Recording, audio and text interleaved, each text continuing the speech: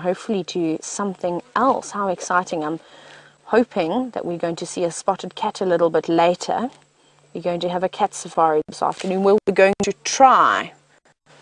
These lions munching away, but I know that you've all had some fantastic viewing of these lions over the past few days, and we have been having a bit of a leopard drought. But we'll watch this beautiful girl, Amber Eyes, munch away on that lovely carcass. I wish that all you viewers at home could actually smell what we are smelling. It's revolting.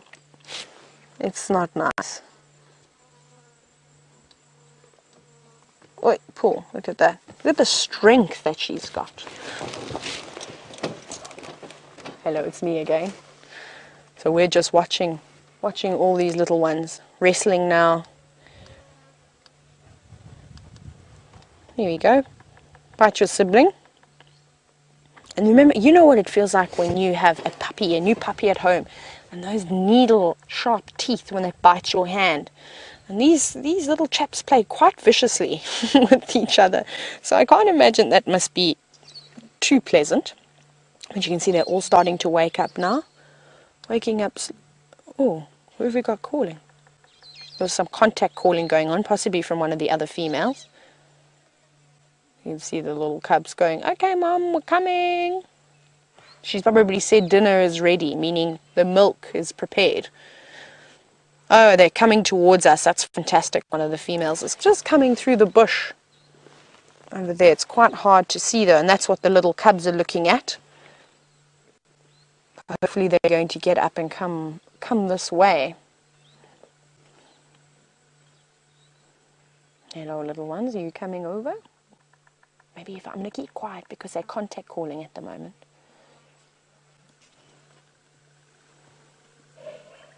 Everybody's waking up. Everyone's waking up. Sorry, I'm whispering because I want you to hear them contact calling.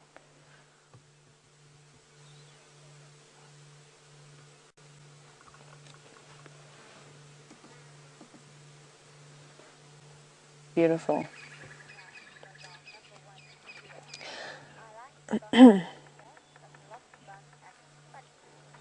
Hello, Gracie. Gracie, I think this is the first time that I've ever got a comment from you, and I've heard so much about you. I believe you are our #1 fan. So it's fantastic to meet you, Gracie, and thank you for watching. And Gracie loves the idea of the bums of Africa. So Gracie, I'm actually looking forward to seeing some of your screenshots if you're able to take some. Everyone's sort of waking up now. I think they're going to start munching on the kill. We'll sit here for a wee longer, and then we're going to head on out, and hopefully I'll be able to take you somewhere else. Look at those little fluffy cats coming through. Hello, little ones. Finally, we waited long enough. One thing that I've learned in the bush is patience is a virtue. It really is the most important thing about being on safari, is sitting and waiting, watching those flat cats. But it's always so rewarding to see them when they wake up. There's another Bums of Africa. There's 2 Bums of Africa, everybody. I hope you all got that. That was a brilliant one. Yeah. Hello, Amber Eyes. Oh my goodness, you're virtuous. Sorry, everybody. I know we're watching the little cubs, but I'm also just got to keep an eye about what's going on around me. So I'm just looking over my shoulder. You are a stunning lion. Big, very big lioness. Every time she looks at us, she then turns away. I think she's a bit camera shy. She's going to eat. There we go. Look towards her. Look at all those flies. I get upset when I just have one fly sort of buzzing around me. Can you imagine having thousands of flies? And she's not even blinking an eye, not even swatting her tail. Incredible. We might get her come through and greet this other female lion. They are right next to my vehicle, everybody. They are right here. Hello. Just saying hello. Look how close that is. Can you believe how close that is?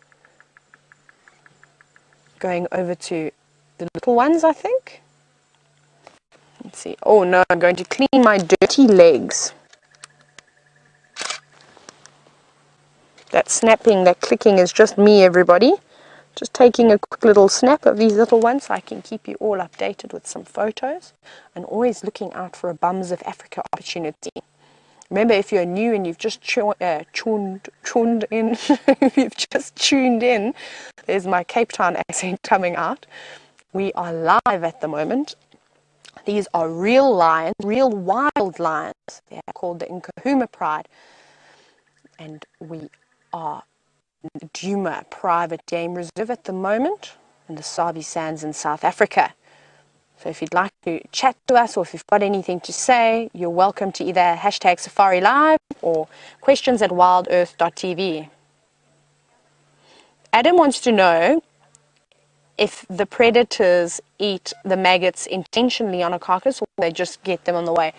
I've never really seen a lion, for example, a lion or a leopard specifically going for the maggots. But they are all over the rotten meat that they're feeding on. So I think every now and then they'll get the odd maggot, but I don't think it's intentional. She's just gazing off into the distance. And she's finished eating.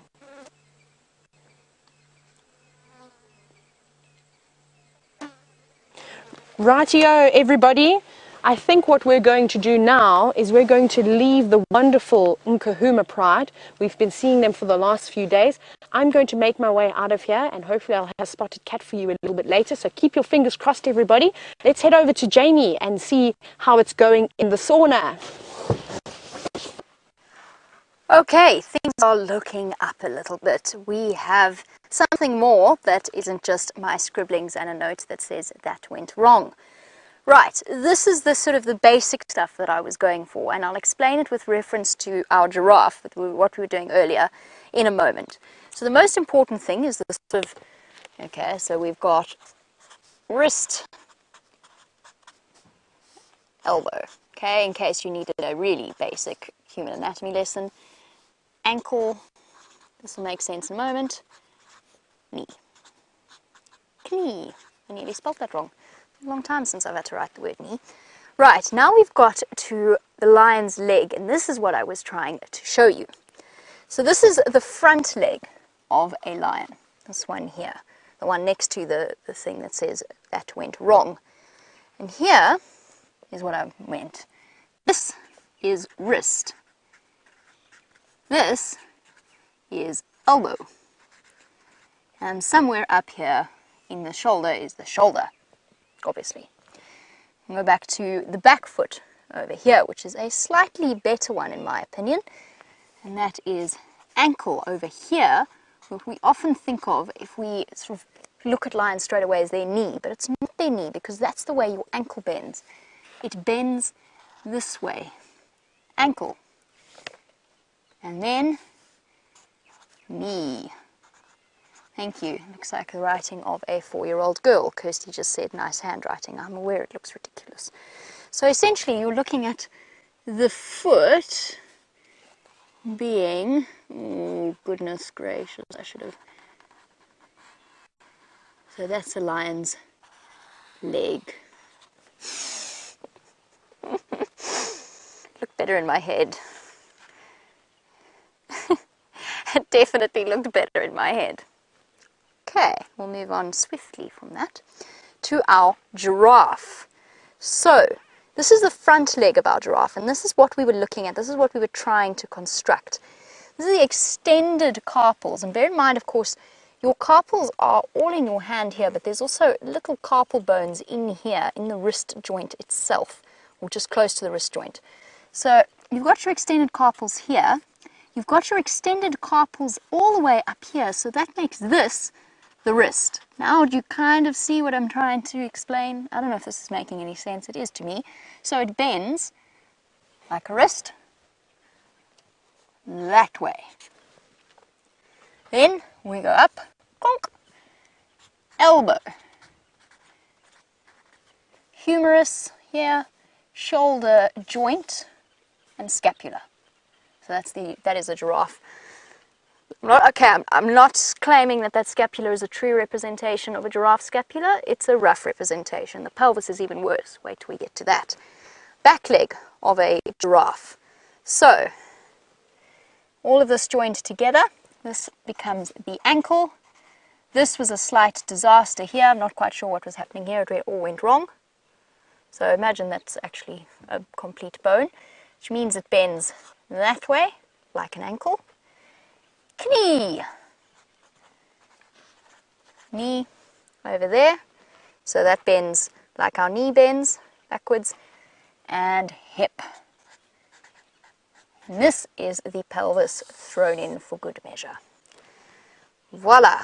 The foot structures of most of the creatures that we get. Paw structure. How do we walk when we're quiet? We walk on our tippy toes. It's hard to do in boots, but you walk on your tippy toes. It just reduces the amount of your foot that's in contact with the ground, hence the paw structure. The hoof structure is all about speed. It's the propulsion, it's the extension of the legs and the propulsion. And you've got, and I think this is how it works. Correct me if you think physics is wrong. This is how I understand it. You have got so much of that animal's weight concentrated in such a small area that that force pushes the animal, and that's what one of the big adaptations for speed. And perhaps distance as well, stamina and distance. It kind of makes sense in my head.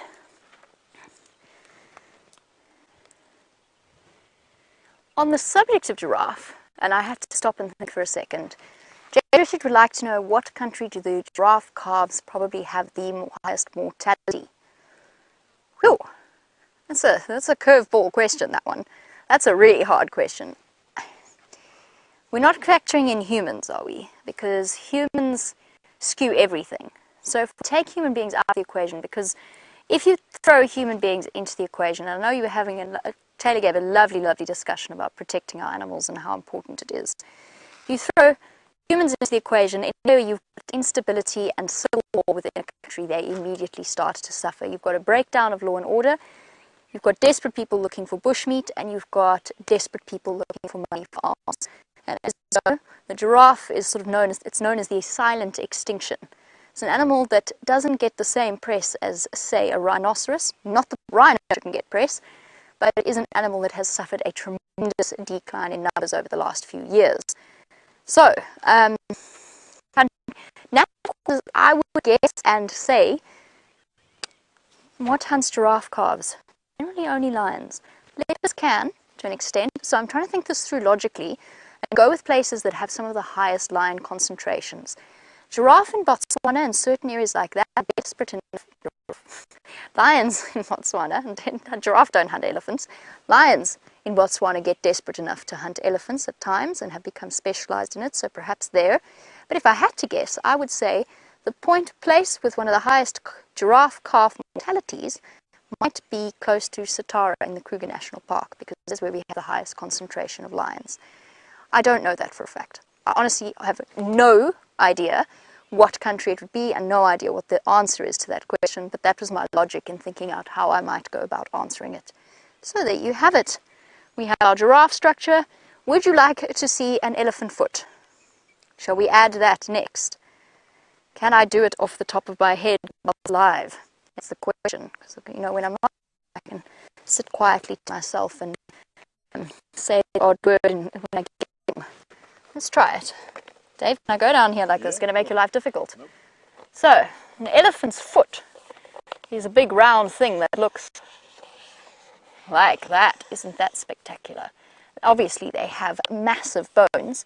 We often talk about how they walk on tiptoes, and that they've got an enormous spongy tissue structure that allows them to walk almost on tiptoe. That's the outside of the foot. I haven't thought this through very well. Kind of would go on the outside like that. But basically what I'm trying to say is they're on the tips of their toes. Scrap those. Those are stupid. Those are silly bones. So they're kind of resting on the outside of their phalanges. And then the weight of the heel, or the weight of the elephant, is actually borne on this spongy structure here. You know what? I should never have attempted that live. That was disastrous. Kind of get weight in terms of what an elephant is carrying. I don't think we truly fathom it in terms of how heavy they are. This one bone that Steph has found on Bushwalk, it has made its way to the tent, you'll be happy to know. And I'm going to try and pick it up and see exactly how much I think it weighs. I know the leg bone in the tent is absolutely enormous. And let's have a look at this one. And I don't have much mobility because my microphone keeps threatening to fall out of my pocket, which would be tragic and I'd get into trouble. So we'll carry this back. This probably weighs close to just under 20 kilograms, if I had to guess, maybe 15 odd kilograms. So it's not a light bone. And that, I mean, is minus everything. That's just one elephant leg bone. And it's been dried out. It's lost a lot of, obviously, it's lost a lot of the sponginess and the liquid that would be contained inside the bone marrow itself. So this probably would have weighed, what would we say? Closer to, it was fresh, it was part of the elephant. 6 odd pounds. That's almost as solid. Have I muted myself?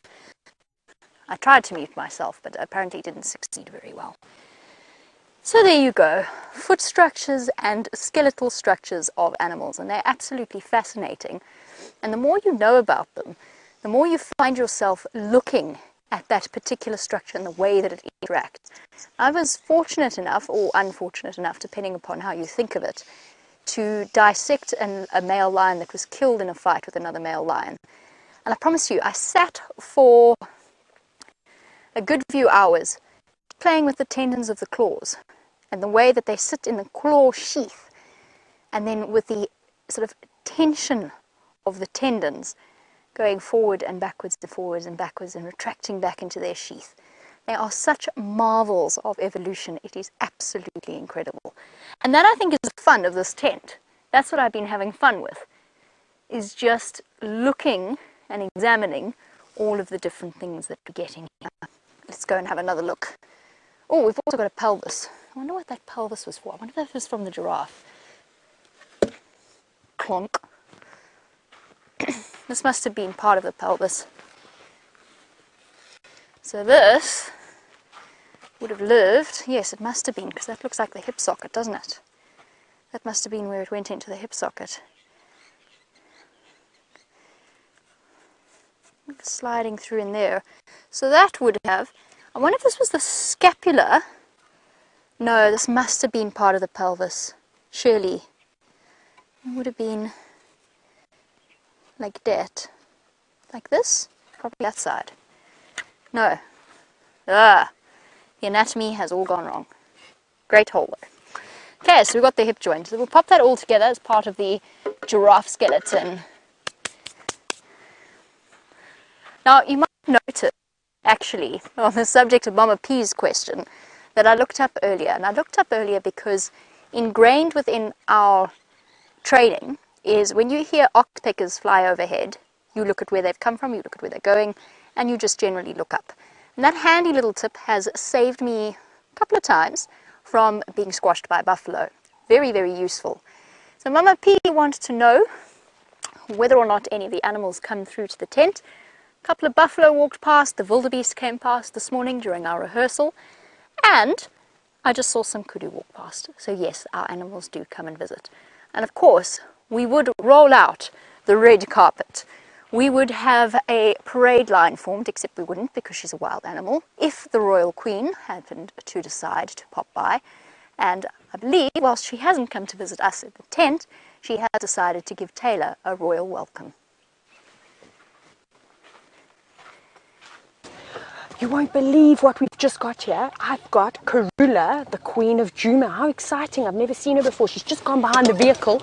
We just missed her. Give me 2 seconds. I just want to reverse out of here again. And I need to concentrate.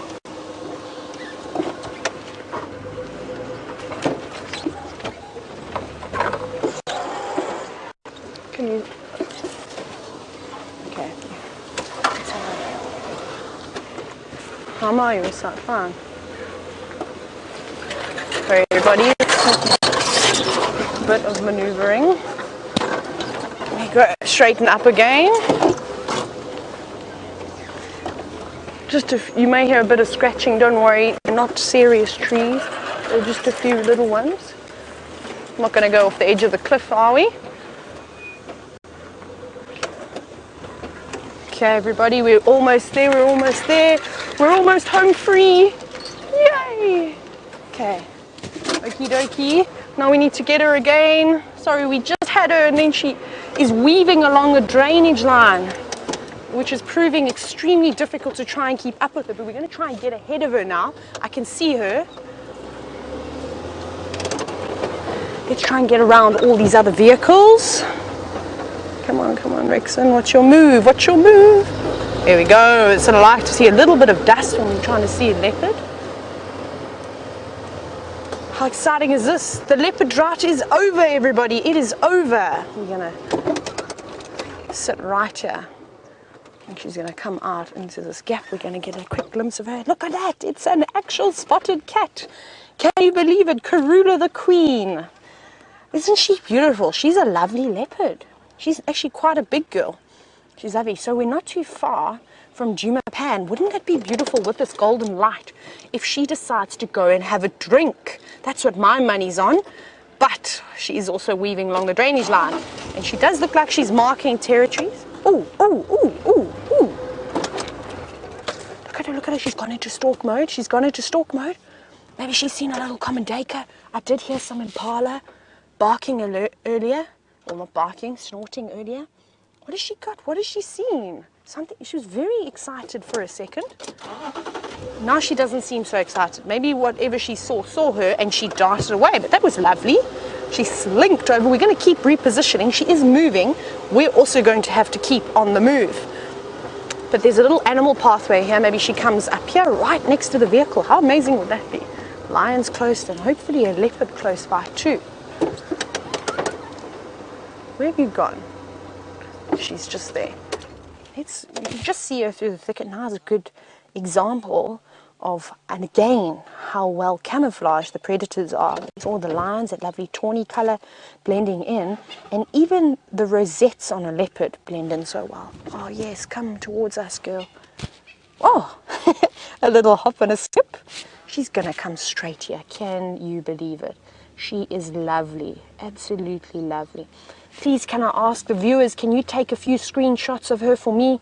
She's on the move and I'm unable to snap a picture of her, so I'd love to get a good look at her actual face. Obviously, I need to learn the leopards of the northern Sabi sands now, so I really appreciate it if I could maybe get your help too. Look at her. What a wonderful girl.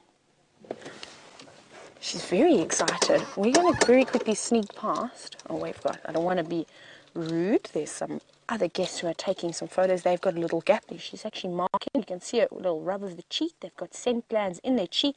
And as she sort of pointed her bum towards the top,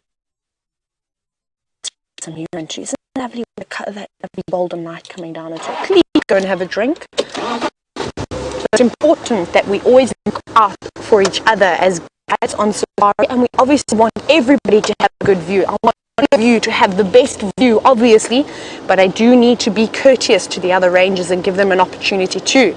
I see some guests that are armed with really big cameras. Let's see what she's going to do.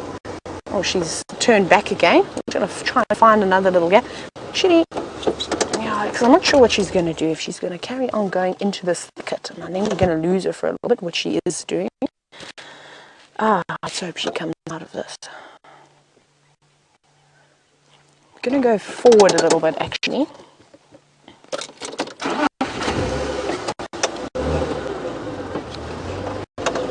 Hello, everybody. Tratown Connie, you want to know how far Karula is away from the Lion King? From the Lion King, not the Lion King. Sorry, the Lion Kill.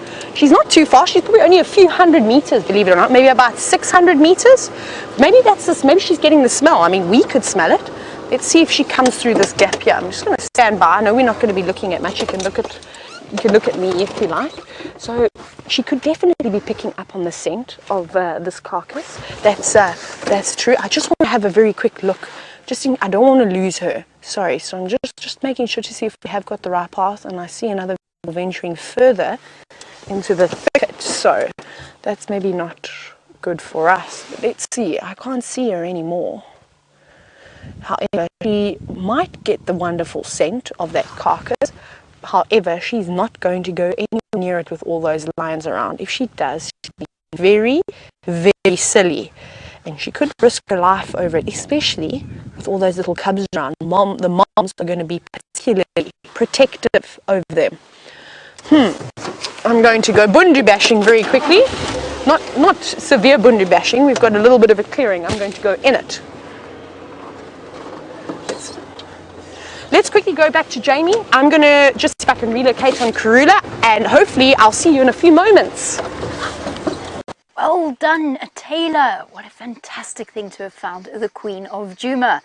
Well, Taylor's been with the lovely Leopard, who I've not seen for far too long. Feels as though she'd abandoned us for a considerable period of time this time.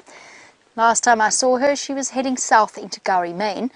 But while Taylor's been trying to catch up with the Queen, I've been trying to catch up with my feathers, because the wind has just come up and they're all attempting to blow away. And somehow I don't think that James nor Geraldine would forgive me if I lost some of their feathers. That would be utterly tragic. So I've decided I've done my drawing for the day. All right, that was the extent of my artistic skills, and that's it. No more drawing unless my arm is massively twisted, which I hope it won't be, because that sounds painful. But at least I'll know which joints are being twisted. Anyway, I've decided I want to play with the microscope some more, but I did not bank upon this wind that has come in. So what I wanted to look at first was this feather that I think must have been from the Nat.Geo, unless I'm much mistaken.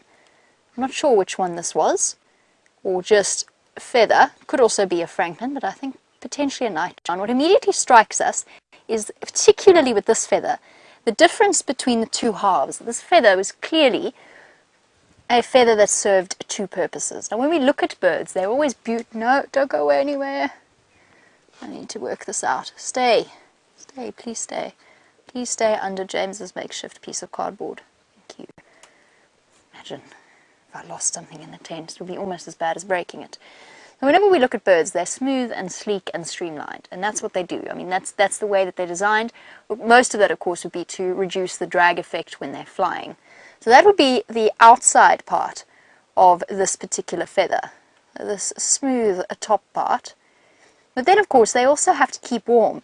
They're quite tiny creatures, and they're quite fine-boned, and as a result, probably could well suffer from the cold generally. And that, of course, is where this downy part comes in. That would be the part that would keep the bird warm. And since Taylor is sort of trying to relocate the Queen of Djuma, and she can, as we know, play tricky every now and again, I'm going to attempt to use the microscope successfully once more. Okay, and what I want to do this time is I want to see if I can master a sideways movement. So there we go, that's the downy part of the feather there. And it's really quite beautiful, but you can see how fluffy the filaments of those particular feathers are. It's clearly something that's designed to keep it warm. You can also see how windy it is. Then if we, wow, let's see if I get this right. Slide it over. See the transition. You can see how clear that transition is, as it really is, from, whoops, went the wrong way, I have not yet, there, that's what I wanted. From the feather parts that are very, very closely bonded together, you can see how they're stuck together and sleek, and compared to the downy parts that are flapping up above it. You can really see the difference in design on just one feather. That's just one feather. And factor in all of the beautiful different colors of that particular feather, and you've got a really amazing insight into the way that different feathers are designed. And of course, this is just one such example. This is one of the sort of middle of the bird feathers. Let's go right to the end. You can see where they hook together to help keep the feather streamlined. You can actually really see how they are hooked together. And those of you who played with birds' feathers as kids despite mom saying, no, don't do that, they're full of mites and parasites and other things. But if you were anything like me as a child, you would have played with bird feathers regardless. You would have tried separating the little parts of the feather, pulling them apart bit by bit, just to see how they stuck together. And they're held in by tiny, almost microscopic, and that's why I've got the microscope, of course, little hooks. And if you look really closely, you can actually see the hooks of the parts of the feather that are holding each and every little blade together. It's so incredibly designed. Isn't that magical? Such a marvelous thing in just one feather. And since we're here, let's go the other way. Hold on to your seats, everybody. Whoopsie, it's all gone wrong. Now you see my finger. Oh dear. All right, everybody have patience. There we go. Now we've got the other side of the spectrum, where it inserts into the bird's skin, into the equivalent of a hair follicle. Ah, it's got stuck. The focus thing is... there we go. Takes a very fine hand with its ridges along it that help to... That's interesting. Dave, lean that way again. Seems to improve the exposure level. I don't quite know how, or maybe it's my hand. My hand, yes. There. Does that help? I'm still learning, folks. I'm still learning. There you go, the little ridges on the end of the feathers. And well done to Taylor. She has managed to find a Queen Karula. Let's go back and have a look.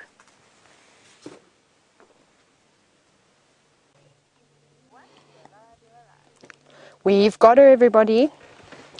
She was moving through some very, very thick vegetation, so we couldn't follow her. But look how her tail's twitching at the moment. That's like her brain thinking, essentially. I'm hoping that we've positioned us in a good spot, and she's going to come straight over this little wall. Let's see. Hide and seek, hide and seek. Where are you going to go? You're coming out here. Have you gone left? Have you gone right? No, I think she's... I think we need to go further forward, actually. I think she's going straight through here.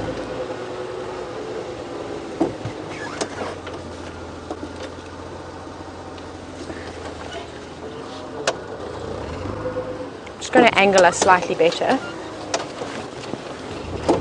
There she is, everybody. Oh, goodness gracious. I keep forgetting I'm in a Land Rover, not a Land Cruiser, and everything turns the opposite way. But here we go. Right in front of the vehicle. Look at her over there. Isn't that amazing? She's going to go straight past us. She's going to head across to the other side. Look at that. There are actually lots of Impala at the dam, so I'm hoping she heads up, and she heads a little bit further southwest, straight towards the dam. She's straight below us at the moment, which is really nice. No, she's changing her direction again, but we have got a fantastic view of her. Look at that brain thinking there, that tail swishing from side to side. She's obviously hungry. She's not thin, she's in really good condition, but she could also eat. Right, we're going to quickly loop around because I think we're going to get her going to drink water, and I obviously want you all to see that. Let's quickly go around, everybody. Bear with us for just a few moments as I zoom on along. Brian, hold on. Everybody, safety belts on. Just joking, we don't have safety belts. We don't really drive that fast. As fast as what it looks or it feels like if you've ever been on a safari before. It's actually not so bad. It's just the roads are a bit bumpy and there's a few corrugations. But let's get nicely on the other side. Wait, you're actually going to see us on the dam cam, which is going to be quite exciting. So keep a lookout for that as well. Brian's holding onto the camera for dear life. Never mind. Sorry, the dam cam is not working. Look, she's crouched a little bit. I think she's spotted the Impala that are in the distance, and I don't think the Impala have spotted her because they haven't given an alarm call yet. So she's going to drink, I'm pretty certain. Just want to position us. Oi, bumpy. A little bit better. Bear with us, everybody. When the animals move, you've got to keep up and move with them too. And you can see they can cover ground a lot quicker than what we can, we have to sort of stick to the roads and the open areas where she can go wherever she likes. There's Ronald the Rover's garage that we passed earlier. Isn't this going to be lovely? I'm going to stop just like that so our shadow doesn't get into the picture. I am also going to take a few. Oh, there's my camera. I misplaced it. Look at that. Oh, hang on. I need to go forward again.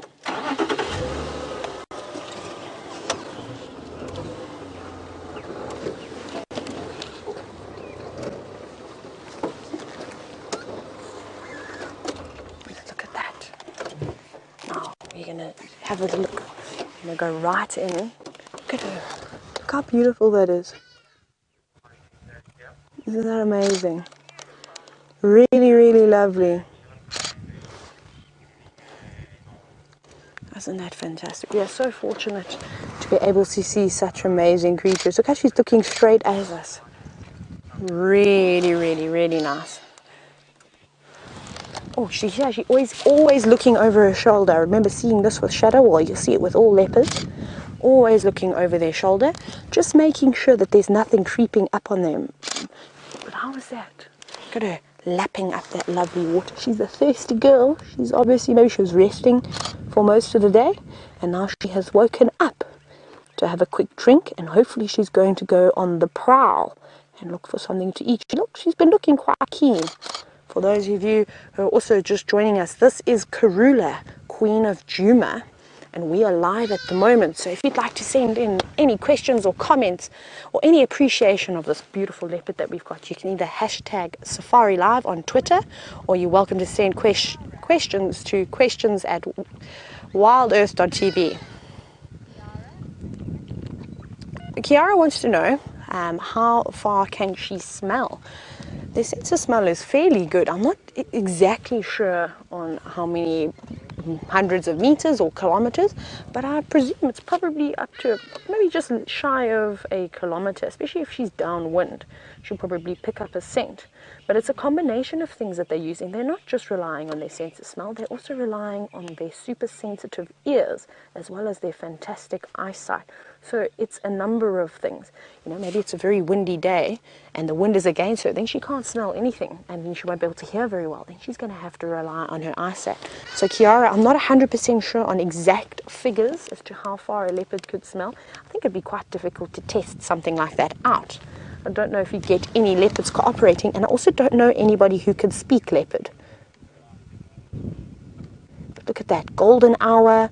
This couldn't be any more perfect.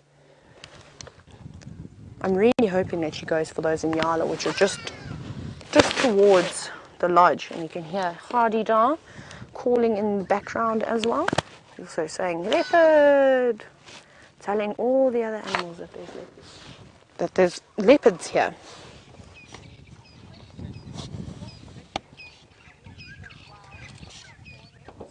Hello, James. So James is a viewer that I'm getting to know by name. Aha! And James has asked me if I can notice the wow, the W that is on her forehead. Yes, I can. Isn't that incredible? I've never seen a marking like that on a leopard. That is so unique. So that's obviously a very easy way to be able to tell this particular female from other leopards. So I've seen Shadow. I've now seen the mother of Shadow. All I'm missing now is Thandi. I'd absolutely love to see Thandi. She sounds lovely. And then, of course, I've seen Sindile as well down in the southern sectors of the Sabi Sands, which was quite exciting. Ah, Karula's got 2 cubs. I didn't know that. Apparently, they are about 7 months old. I wonder where they are. Maybe she stashed them where they're also too young to be hunting. So possibly they were maybe in that drainage line where she was first started. Look how she's slinking away. I think she has actually seen those Impala in the distance. And I think she is plotting her move. Look at that. Look how she's slinking behind that log. I think she's going to use the trees. She's going to use the termite mounds. She's going to use everything she can to try and get closer. She actually may even use the vehicles. That's how relaxed these animals are and are comfortable with us, that we can sit here and we can still chat away, and she's still going to carry on with her daily activities. She looks hungry. She could eat. So I think that we're just going to... Let's see what these guys are going to do. I don't want to move around too much because there's a big male in Yala, but I don't think she's going to go for him. He's inside the lodge.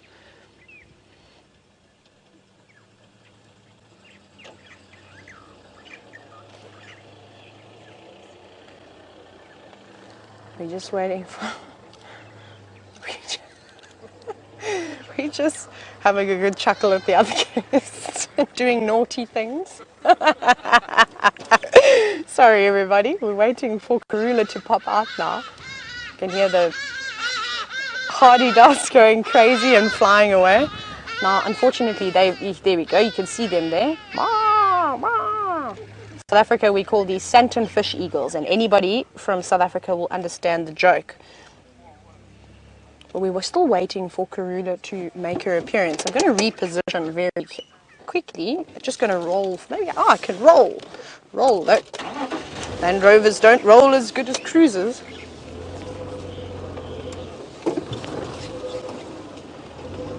How's that? Lovely. Look at her. Look at that beautiful pose that against you. What does she see now? She's very busy. Catch one of those hardy ducks for us. They're not my favorite bird.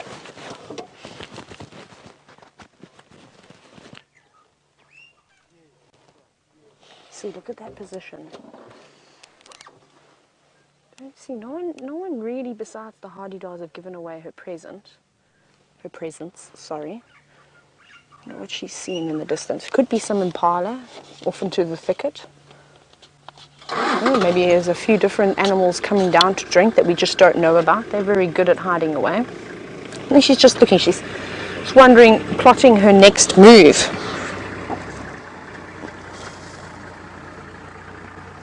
What are you going to do, lovely lady? No, you're going to go back down into the drainage. It's quite nice.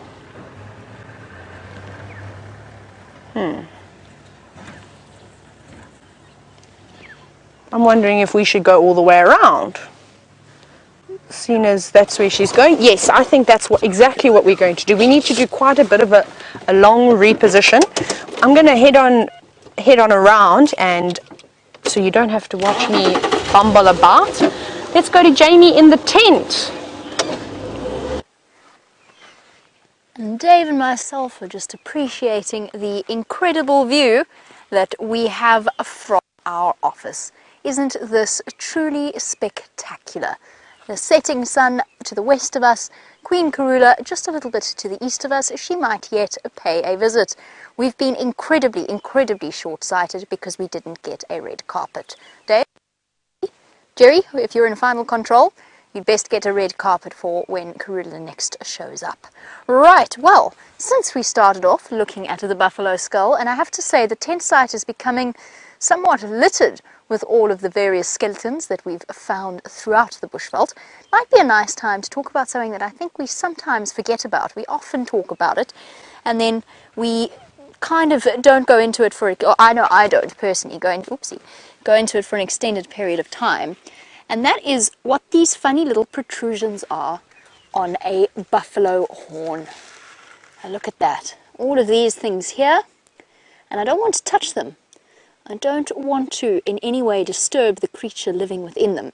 So a buffalo horn is like any of the antelope horns as well. It is made up of solid bone, and I'm just going to turn this over so that we can talk about it. Let's do that. So, let's sit down because I'm not comfortable. The buffalo horn, this is the solid bony part, this is the boss, and like all of the horns of our various creatures, it is covered by a keratin sheath. Now the last part of a skeleton that remains, or a last part of a carcass that remains to be disposed of is of course the skeleton. Now hyenas are capable of crunching certain bones, but even they hesitate at tackling something as solid as this buffalo skull. And what we actually get here, in the keratin sheath that lines the horn of the buffalo, are things called horn moth larvae. So the moths come along, this is a difficult word to say in a South African accent, the moths come along, they lay their eggs beneath the keratin sheath, and the larvae start to consume the keratin. They are actually capable of utilizing the keratin, and they create these little holes within it, and then they create these little almost tunnel-like protrusions. Here's a nice one.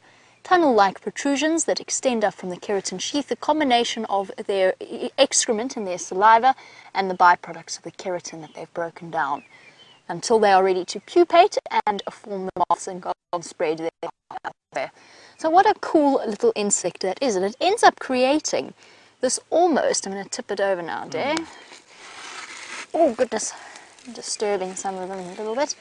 This almost, I think it looks like coral. I think it looks like a sort of something that you might see in the sea on the bottom of a horn. How cool is that? And these skulls, eventually, one thing that we've learned from the tent, and I don't think I fully realized, was just how important these bones are as a sort of a home for all the different insects. And this, I'm sure this one's got, it will be no different. Perhaps I should get it under the microscope. I can see some spider webs in there. We've seen how many mites there are. That is absolutely awesome. Let's go over to Taylor. Karula seems to be on the move.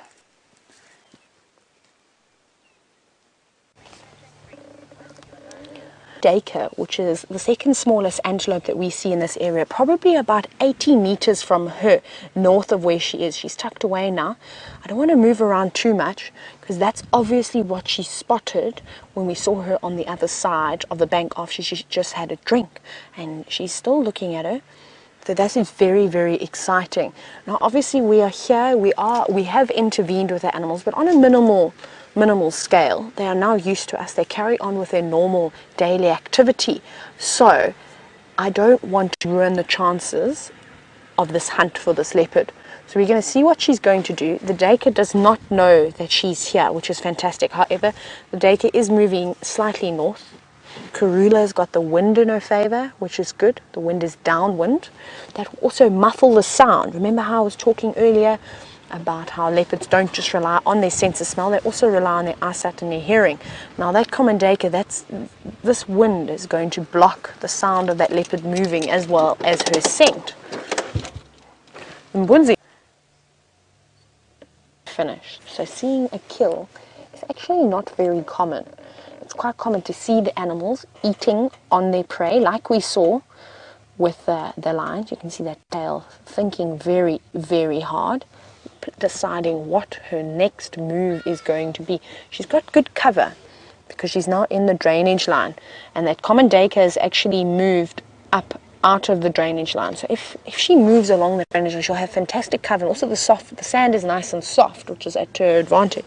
This is typically an area that you'll see leopards hunting, is along riverbeds or along drainage lines where they do have a bit of cover. And because it is winter, this is along drainage lines and along riverbanks. It's sort of the last area of greenery. So the animals tend to come along the banks of the drainage lines and the rivers.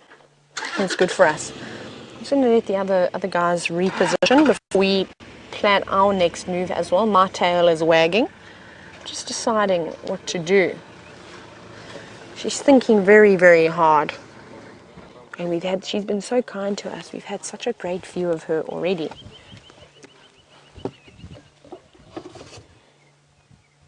Now, wouldn't it be fantastic if she does manage to catch this common dacre? She'll eat away, she'll probably eat a little bit, maybe hoist it. I'm not sure. Not all leopards like to hoist. And then she'll go back and she'll hopefully fetch her 2 cubs as well and bring them back to the kill. But let's see what she does. Unfortunately, the cats are not the most successful hunters. When you have to rely on stealth, unfortunately you're not as successful as, say, the wild dogs or hyenas that will use stamina and just run their prey until exhaustion. She hasn't really moved. The only thing that's really twitching is her tail occasionally. So now we're playing Spot the Leopard.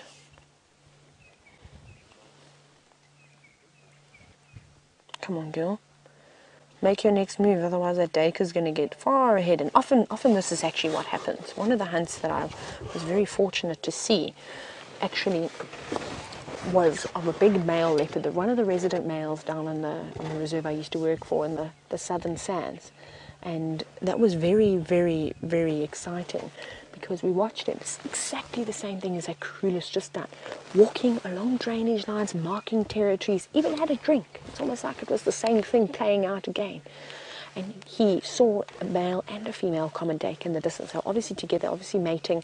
And I think he chased them for maybe half an hour, 40 minutes. Followed them, they'd get ahead. And then the one male made a big mistake. What he did was, often what these animals will do is they'll run, and then sit down in the shrubbery to try and disappear. And this male did that, thinking that the male leopard didn't see where he went. He kept on going. The female common daker ran off, and that's when he made his move. He pretty much walked right up to it, did a pounce, grabbed it, and that was that. He had lunch, which was exciting.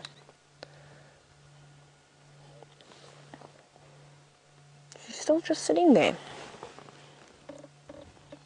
I don't know if she can even see the stake anymore. I surely can't see the stake. It's gone into some real thick stuff now.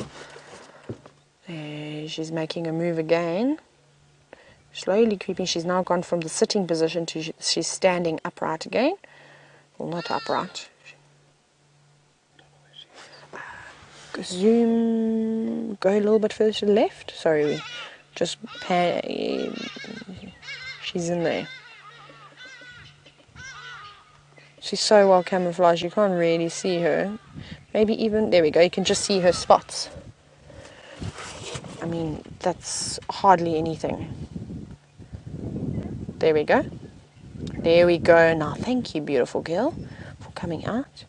Maybe she's going to change her route. Maybe she's even like right on the scent, the path that common daker actually walked. I just saw her put her nose down to the ground and take a little sniff. Maybe she was even trying to put a little bit of distance between her. There we go. Pause. She's probably seen it again. Look at that. You are all so lucky to be able to watch a leopard potentially hunt an animal. Wow, look at that. She's very keen. Very, very keen. She's in bed. There we go. You can hear the squirrels' alarm calling now. They're not happy. I hope that this doesn't give her presence away. She's going down into the drainage line again. Like I said, it's easier for her to move. She's got good coverage.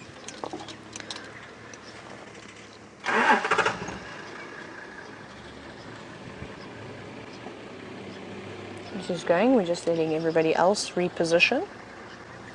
I think she's going to cross the road and she's going to go straight across and back into the drainage line. Let's just see. Yeah. Maybe she's going to go and try her luck on the other side of the back. Everybody, we're going to reposition once again. We're playing leapfrog here. Jamie, how's that tent doing? Hope you're not sweating too much in there.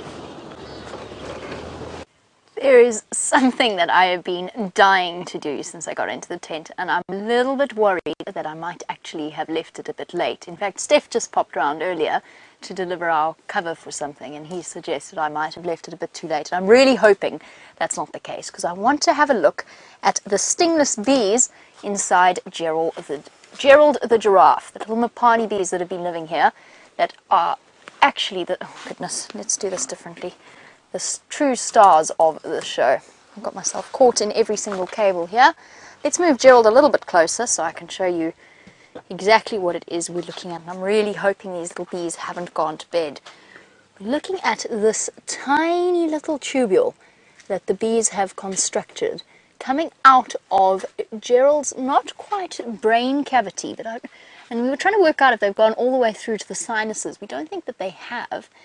We think that they've sort of moved into the bone somewhere in here. It's a fascinating thing to witness. They're a type of bee that actually produces one of the most delicious honeys. Apparently, I have yet to taste it.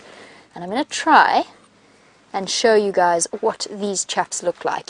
Our regular viewers will be familiar with them. I've just been dying. Oh, I see them. I see them. I've been dying to see them.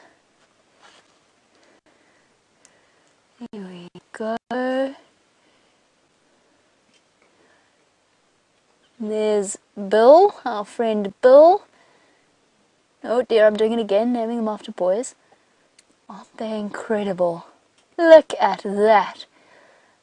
Bye-bye. No, don't be scared. Whoopsie. Put you back into focus. There you go. just a couple of millimeters in length. And what an amazing little creature, constantly attending to the wall of their entrance hole, tube that's, I think, made out of essentially wax, like beeswax. Oh, they're so awesome. You going back to bed, little one? No, still here. Constantly checking about, and during the day, of course, they're flying out of this little hole, and bye-bye. Oh, no, somebody else has come back up, or was that the same one? I'm not sure. And during the day, they're out flying and feeding, just like honeybees, off nectar and pollen, collecting pollen. Oh, look at that. You can see right... Oh, there's some skill involved here to try and keep them in focus. Whoops! Skill that I do not possess. Here we go. Look at them. Isn't this, what an incredible view to see the view of the fibers on their legs. Now it seems as though this little one wants to come out, and I don't want to block it in any way, since they probably have one last shot at going out. And there we go. I just want to be very careful when moving this microscope, because I would hate to damage the tunnel in any way. What an amazing little creature. Just to give you another idea, that was what we were looking at. Really, how incredible is that? And the little bees are popping out one by one by one. Amazing. Well, I've been dying to do that. I can go to bed happy this afternoon. In the meantime, I'm sure Taylor's going to be going to bed happy this evening as well. She's found Karula again. Oh, no, that's not Karula, that's a hippo.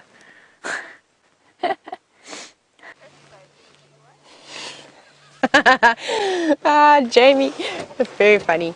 Yes, no, Jamie, we haven't got Karula again. We've now got a hippo. It's a big male hippo. I think it's Henry the hippo that we've been seeing over the past few days. We're still following up on Karula. She's moving through some very thick stuff. So while the other rangers relocate, I'm very quickly just going to have a quick look at Henry. Hello, Henry. We have found your sleeping spot. Remember James was saying, he's wondering where Henry has been hiding out over the past few days.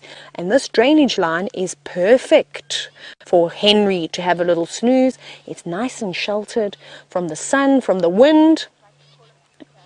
Apparently this is also known as, his alias is Peter the hippo. So Henry/Peter. He sounds very, very British, this hippo. But now he's just resting. He's using his head as a stand, I presume. His head probably weighs quite a bit too, so it's nice every now and then. Look at his eyes. Just like, oh, woe is me. When will this drought be over? I'm so hungry. And I'm sure, without a doubt, that after he decides to finish resting his head, he's going to mosey on over to the waterhole and have a drink, because it's been a hot day, so I'm sure that he is thirsty. Look at his tail. Look at all that hair on their tail. That's the hairiest point of a hippo, is their tail. Look at that. Look at all the wrinkles. You can still hear that squirrel shouting, even though that leopard has moved well out of this area. Squirrel's not happy. Quite a big hippo. Quite deceiving though. When you're in a vehicle, the animals don't look really big until you stand next to them on foot. Not that you could stand next to them on foot. They are obviously not wild, I mean not tame, so you could not do that. But they are very, very large creatures. And you're being very kind, just posing nicely for the camera. Goodness, we have been so spoilt. And if you're just tuning us, what is wrong? I keep saying tuning, and that's very Eastern Cape or Cape Tonian, something along that a coastal person would say, which I am, but I haven't been down to the coast for a few years.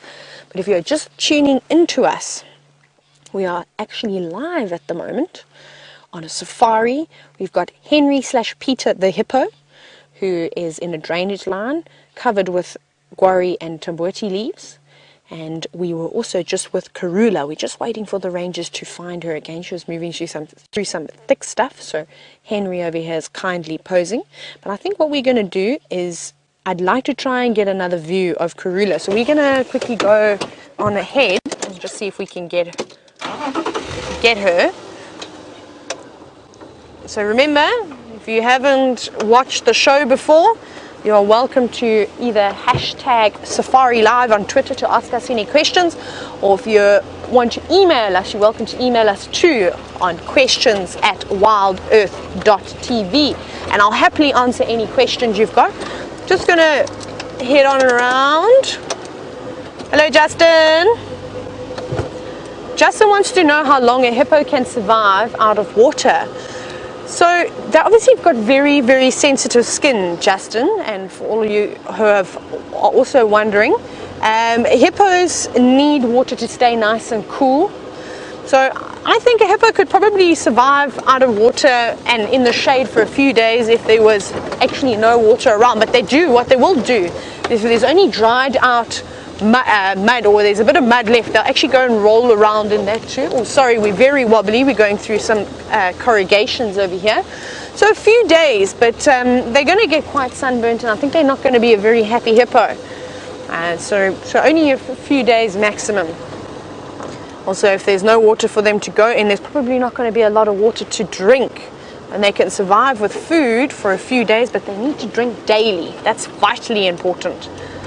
Right, let me just try and see where she's gone. Aubrey Taylor, what's my best approach to this Mfazi Ingwe? Have you relocated?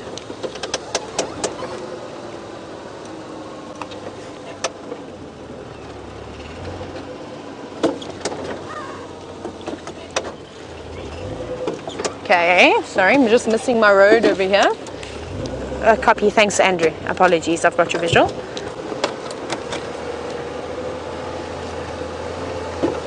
Ah, okay, so she's coming through here, so she just hasn't moved far. She probably saw Henry/Peter and got a bit of a shock and then changed her route slightly. And we're going to get in here and hopefully we'll have another look of her. She's a really beautiful leopard. Really, really beautiful. I hope we're not going to lose it. There is some Impala that I've spotted just to the right, but I think if we have a look over here, can you see that? Oh, listen. I'm going to roll because I want to see. Okay, so you can see, I don't know why I'm whispering because I know she's here. So there we go, there's Karula, and you saw that the Impala were not too far away from where she was as well. And they are now alarm calling. So she's not interested in them. There is no way she'll be able to catch them now that she has been spotted, I'm afraid. Okay, listen to that noise, it's beautiful.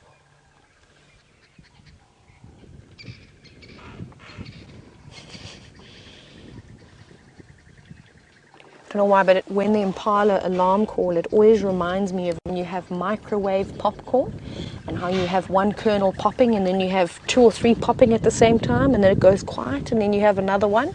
That's what comes to mind when I hear Impala alarm calling. It's quite strange. That's the only thing that's similar to me. Impala are now walking away, not even running away.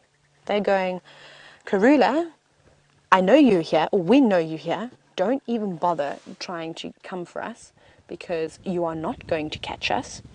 And we are just going to go somewhere else. Now they've turned their backs on them. I'm sure there's one that's looking back. You can just see them through the sticks.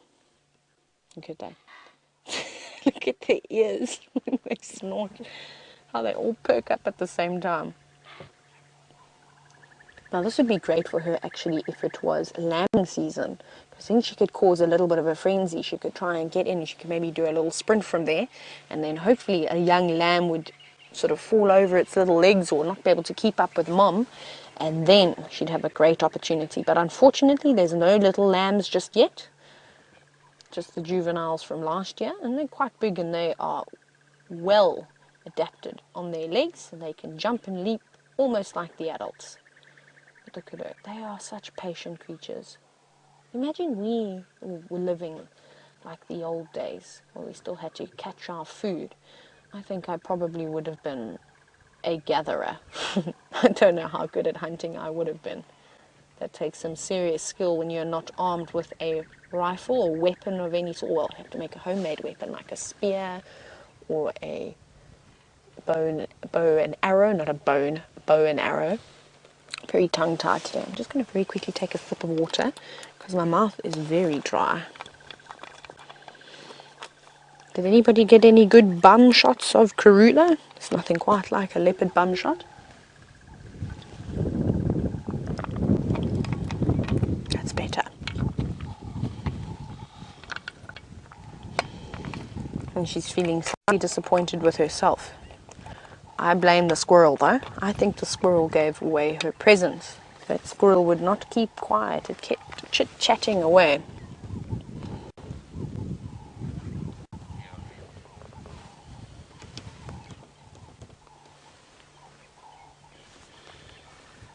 Also the dawn chorus.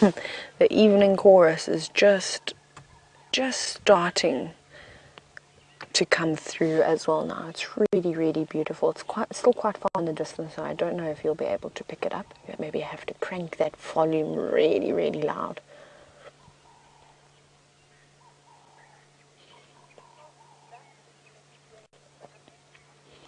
We're going to sit here with Karula for a little bit longer and just keep up with her, because I have a feeling she's going to have another go at possibly trying to hunt.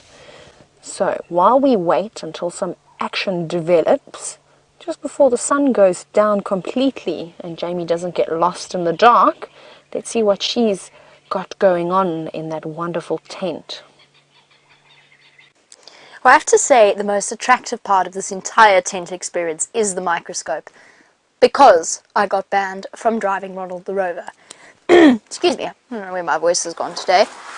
I don't think I got banned. I didn't really get banned so much as Ronald the Rover didn't go out on a mission this afternoon. To say that I'm deeply disappointed is the understatement of the century. So I'm going to play with the microscope while I can, because I don't know when next I'm going to have a chance like this. And I'm going to attempt to look at the roots of a tooth. So what I'm looking at here is this tooth in this chip of skull, a herbivore's molars. I don't know which ones they are. I don't know if James has guessed at what he thinks it is. Some kind of, could be, I don't know, Impala maybe? Something like that. It's an antelope of some kind. And I want to have a look at the network of blood vessels and holes and roots in this particular socket of the teeth. To do that, I think I need to turn the light on, and now I need to figure this out. Bear with me. Am I going in the right direction? Oh no, this might not work out as well as I thought it would. Uh-oh, it's all gone wrong. This is going marvellously, Dave. Oh well. No, come on. I want that bit. How do I make that bit? This is all not right. Wait, which way are we going? No, that's the wrong way as well. Ha! Ha ha! That was what I was after. There we go. How cool is that? And we don't often think about our own jawbones, and unless of course you end up having a root canal, in which case I'm so sorry for you. But just have a look at almost how honeycomb structure like this is. So this is the inside of this animal's tooth. And you can see all the way down into the canal of where the root goes in, just how pitted the bone is around there. And I assume that is spongy bone for blood vessels, and attachment points for the gums, and then the roots themselves, and feeding the teeth as well. How cool is that? I basically want to look at... oh, that's a bit dirty. Whoops, sorry everybody for the wobble. Oh, there we go. That was absolutely fascinating. Now that sort of goes in contrast to what I was looking at earlier, and I'm hoping it's going to work, because of course we've got this beautifully hollow bone over here. And I've been standing outside in the sunlight staring into it, which of course you can't do now with this light, but I should be able to illuminate with the microscope itself. And I'm hoping we can have a look at the spongy bone that's in there and compare and contrast, because this of course would be bone marrow. There we go, sort of. So that's what I was after. Also a spongy bone, but that is most of that, and of course most of our bone marrow, or a great deal of our very important bone marrow, is in, oh look at that, look how it looks like a honeycomb structure, it looks like a beehive. How cool is that? And most of our bone marrow is in the inside of our larger bones, so our femur, our pelvis, the more stocky bones, which makes sense because then it's more space. Oh, I've got the shakes again. It's all going. I thought I was too solid and non-shaky. Using my hip as a resting point for it. So within the bone marrow itself is where all of our white blood cells are made. Our blood cells, our red blood cells and our white blood cells. So it's an absolutely crucial part for all animals. So here, the honeycomb structure, rather than blood vessels and a lot of blood flow to the tooth itself, as we saw with the other tooth, this is more for producing the all-important blood cells that we need. How cool is that? And at some point soon, I'm going to master this microscope. It's going to be wonderful. Now, are we going to link to Taylor and a hippo, or are we going to link to Taylor and a leopard? We'll find out.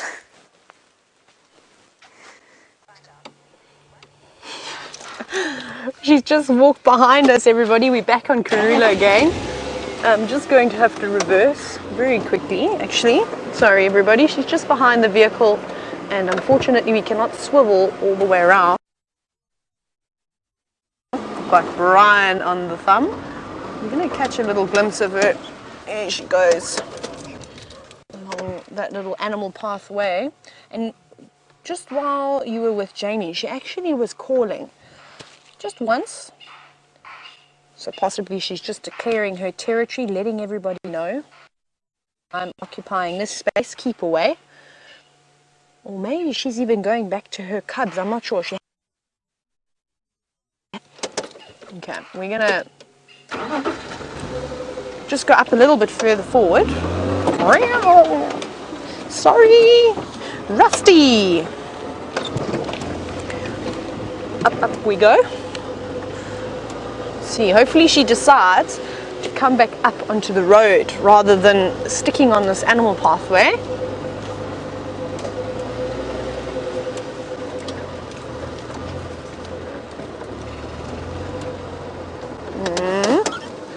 You're gonna have to go around. She's still going along the animal pathway. I don't know where this road links up to, but let's go around. That's the problem. I'm still gonna learn the terrain, learn the roads. But maybe there's another gap that we can find, or even just look down below. It's quite nice. We don't always have to be close to the animals. We're lucky. Like I was saying, we've actually got a better zoom than everybody.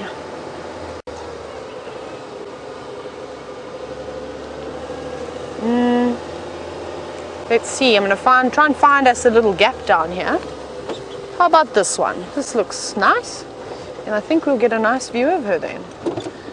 Yes, because Rusty is so small, we can squeeze through this gap. Down we go. Mind the tree. Wait. Perfect. Actually worked out very well. Whee! Roller coaster. Not quite. I'm going so slowly. There she is. She's just there on the right.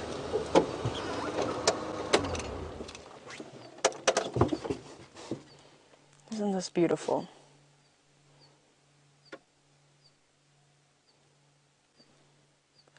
Oh, you're very sneaky going up on that side. Just mark your territory. Good girl. Look at her rubbing that cheek. Little spray of urine. There we go. I think she was doing a territorial call. I've changed my mind. I love that pose. Just how she stops and glances.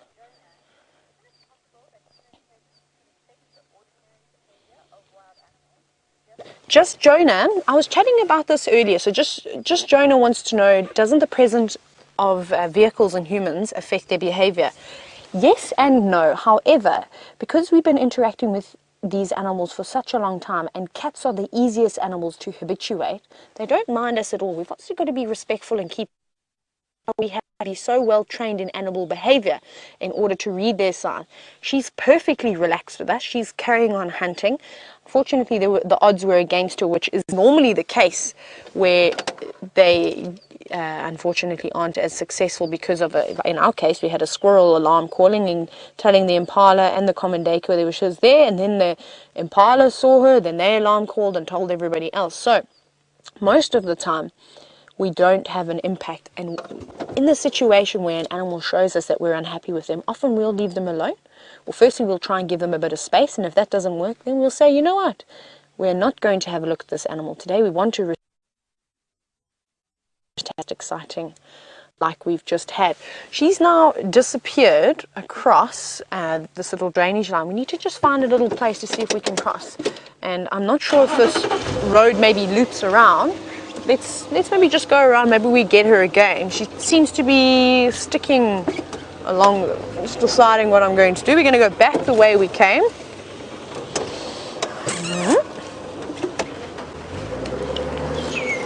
It's taking a lot of getting used to try and drive without mirrors.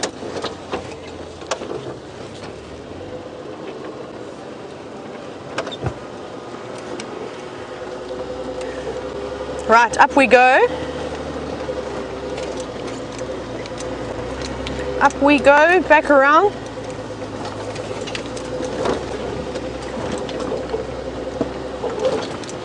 Elizabeth, you would like to know what is the maximum distance that a female leopard will wander away without from her cubs? Quite far. I don't think there's any set rule. I don't think they sort of go, oh, I've reached 5 kilometers, I can't go any further. They go until they find something to eat. Remember, they've said in leopard language, stay, to their little cubs, and hopefully they will listen. And mom will then go off and try and catch something. And then she'll come back when she has caught something. Obviously, if she won't go for too long, depending on how young the cubs are. But at 7 months, they're all right. They're not relying on mom like brand new cubs. They're not having to drink every hour. Did you see her there, Brian? Okay, I'm gonna just carry on through here. It's very wide. I don't know if it was an old farm road at some point or what I'm really on. Or if it's just a really big game trail. So it's quite nice. Hopefully we'll be able to get another long range view of her. But I can't see her just yet. It's quite difficult trying to navigate around here.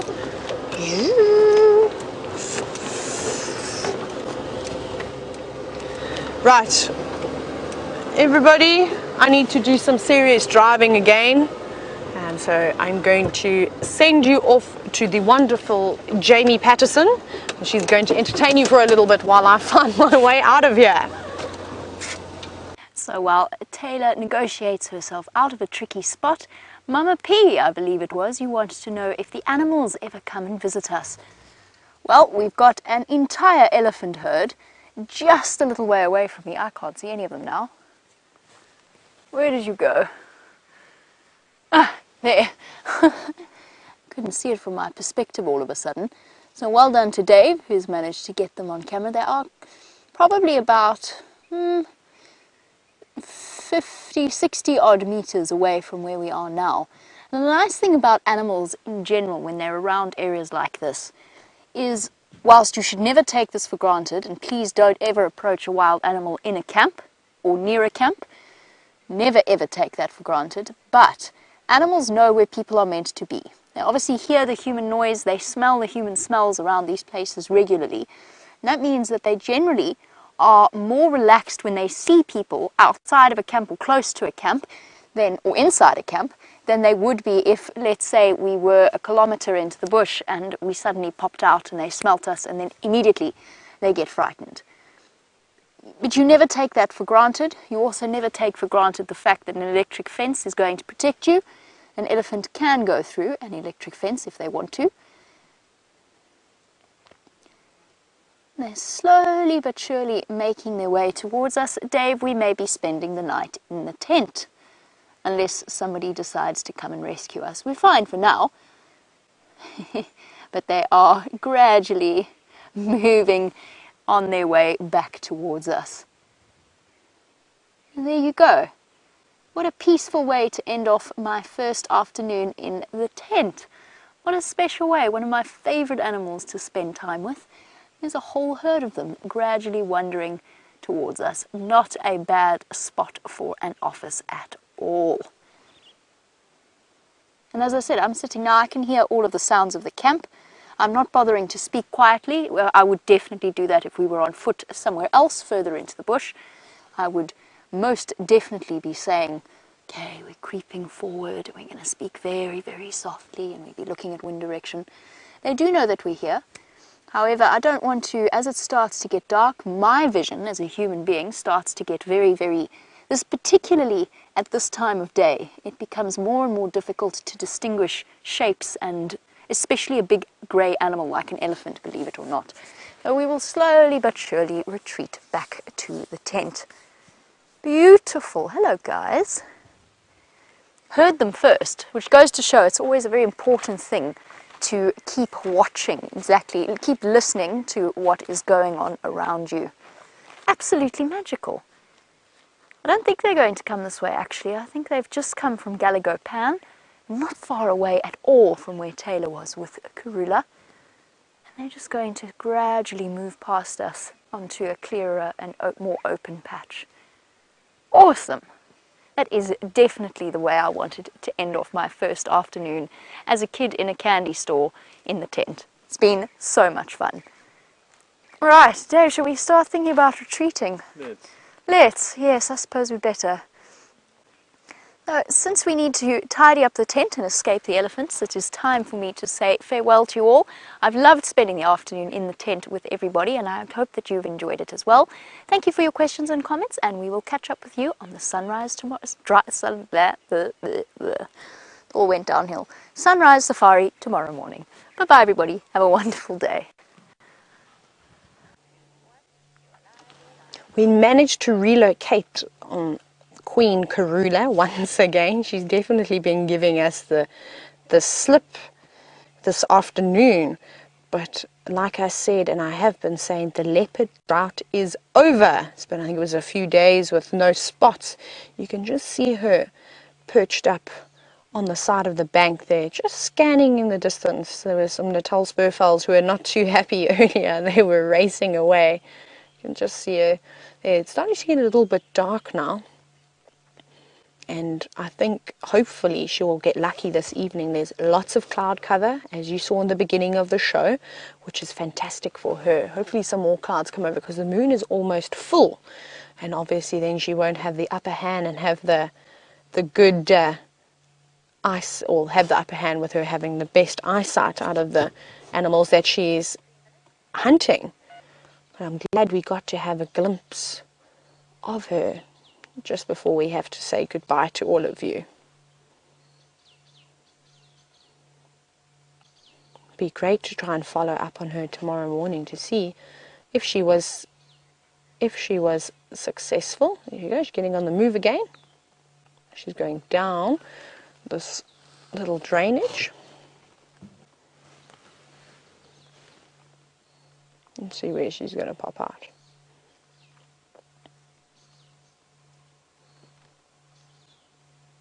There she is. Lovely lady. Thank you.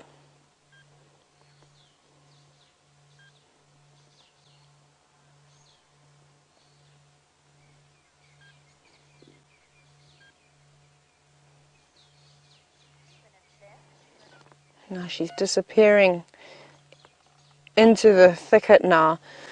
It's getting very dark. It's going to be very, very difficult to try and follow her with her maneuvering through this bank. So I think, unfortunately, that is the end of Queen Karula.